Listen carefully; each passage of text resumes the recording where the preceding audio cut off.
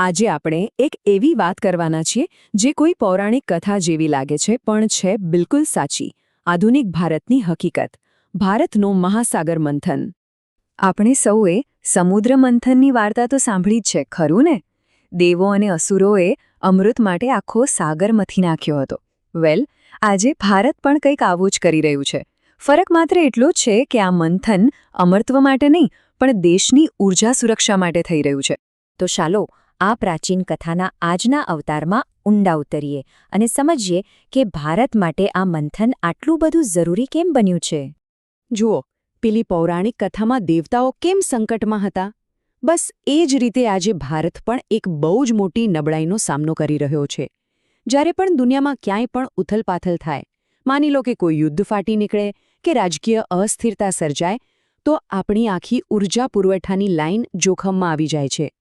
અને આ જ છે આપણી ચર્ચાનું કેન્દ્રબિંદુ, ભારતની વિદેશી ઊર્જા પરની આટલી બધી નિર્ભરતા, જે ખરેખર એક મોટો રાષ્ટ્રીય પડકાર છે. આ આંકડો કદાચ ચોંકાવનારો લાગી શકે છે, પણ ભારત પોતાની જરૂરિયાતનું 85%, જી હા 85% ક્રૂડ ઓઇલ બહારથી મંગાવે છે. આ કોઈ નાનું-સૂનો આંકડો નથી. આ બતાવે છે કે આપણી એનર્જી સિક્યોરિટી કેટલી હદે નાજુક છે. તો સવાલ એ છે કે આ 85%ની નિર્ભરતાની અસર શું થાય છે? વેલ, સૌથી પહેલું તો એ કે આપણે દુનિયાભરના સંકટો સામે લાચાર બની જઈએ છીએ. બીજું, આપણા વિદેશી હુંડિયામણના ભંડાર પર જબરદસ્ત દબાણ આવે છે. અને ત્રીજું, દેશમાં મોંઘવારી વધવાનું જોખમ હંમેશા માથે તોળાતું રહે છે. અને હા, હોર્મુઝની સામુદ્રધુની જેવા જે સાંકડા દરિયાઈ રસ્તાઓ છે, એના પરની આપણી નિર્ભરતા તો એક બહુ મોટું સ્ટ્રેટેજિક રિસ્ક છે. તો આટલી ગંભીર સમસ્યાના ઉકેલ માટે ભારતે એક ખૂબ જ મહત્વાકાંક્ષી મિશન શરૂ કર્યું છે. અને એનું નામ પણ કેટલું યોગ્ય છે, મિશન સમુદ્ર મંથન. તો આ મિશન સમુદ્ર મંથન આખરે છે શું? એકદમ સરળ શબ્દોમાં કહીએ તો આ એક નેશનલ મિશન છે, જેનો હેતુ છે ઊંડા દરિયામાં સંશોધન કરવું. ક્યાં? તો કે ભારતના પોતાના દરિયાકાંઠાથી 200 નોટિકલ માઇલ સુધીના વિસ્તારમાં. અને શું શોધવાનું છે? તેલ અને ગેસ જેવા સંસાધનો, જેથી આપણી ઊર્જા સુરક્ષા મજબૂત બને.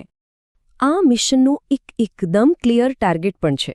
અત્યારે દર વર્ષે લગભગ 30 જેટલા સંશોધન માટેના કૂવા ખોદવામાં આવે છે. હવે લક્ષ્યાંક એ છે કે આ આંકડાને વધારીને સીધો 100 પર લઈ જવો, એટલે કે 3 ગણા કરતાં પણ વધારે. આ બહુ મોટો જમ્પ છે. તો આ લક્ષ્ય સુધી પહોંચીશું કેવી રીતે? વેલ, આ મિશનના 3 મુખ્ય સ્ટેપ્સ છે. પહેલું, ઊંડા પાણીમાં ડ્રિલિંગ અને જીઓલોજીકલ સ્ટડીઝને બૂસ્ટ આપવો. બીજું, આપણા જે સ્ટ્રેટેજિક પેટ્રોલિયમ રિઝર્વ્સ છે, એટલે કે કટોકટી માટે જે તેલનો જથ્થો આપણે સાચવીને રાખીએ છીએ, એને વધારવો. અને ત્રીજું, 90 દિવસ સુધી ચાલે એટલો આયાત બફર સ્ટોક બનાવવો, જે એક ગ્લોબલ સ્ટાન્ડર્ડ છે. પણ આખી વાત અહીં પૂરી નથી થતી. આ મંથનમાંથી ફક્ત ઊર્જારૂપી અમૃત જ નથી મળવાનું. આના ફાયદા તો અનેક ગણા છે. ચાલો જોઈએ કે આ મિશન બીજા કયા કયા ખજાના લઈને આવશે. જુઓ, આ મિશનથી ભારતની બ્લુ ઇકોનોમી, એટલે કે સમુદ્ર આધારિત અર્થવ્યવસ્થાને જબરદસ્ત વેગ મળશે. એ સાગરમાલા પ્રોજેક્ટને પણ સપોર્ટ કરશે.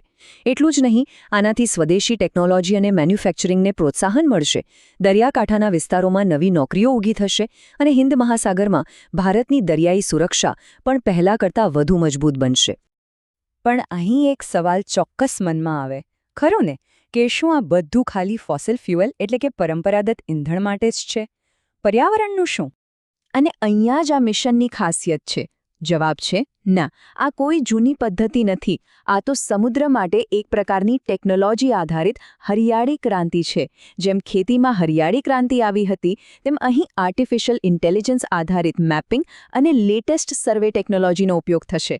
અને સૌથી અગત્યની વાત, આને નવીનીકરણીય ઊર્જા એટલે કે રિન્યુએબલ એનર્જી સાથે પણ જોડવામાં આવ્યું છે. તો છેવટે આ મિશનને આપણે માત્ર એક પ્રોજેક્ટ તરીકે નહીં, પણ ભારતના ભવિષ્ય માટે એક મોટા વ્યૂહાત્મક બદલાવ તરીકે જોવું જોઈએ. અને આ જ સૌથી મહત્વનો મુદ્દો છે. આ મિશન સાથે ભારત હવે દુનિયાના એનર્જી સંકટો પર ખાલી રિએક્ટ નથી કરી રહ્યું. હવે ભારત પ્રોએક્ટિવ બનીને પોતાની ઊર્જા સુરક્ષાનું ભવિષ્ય જાતે ઘડી રહ્યું છે. આ એક બહુ જ મોટો પોલિસી શિફ્ટ છે. તો આ બદલાવ કેટલો મોટો હશે? ચાલો આંકડામાં સમજીએ. અત્યારે ભારતની હાઇડ્રોકાર્બન પોટેન્શિયલ લગભગ 1.6 અબજ ટન ઓઇલની બરાબર છે.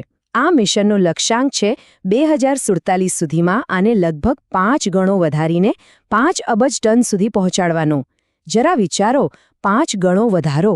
તો ચાલો, આપણે જ્યાંથી શરૂઆત કરી હતી એ જ સવાલ પર પાછા ફરીએ.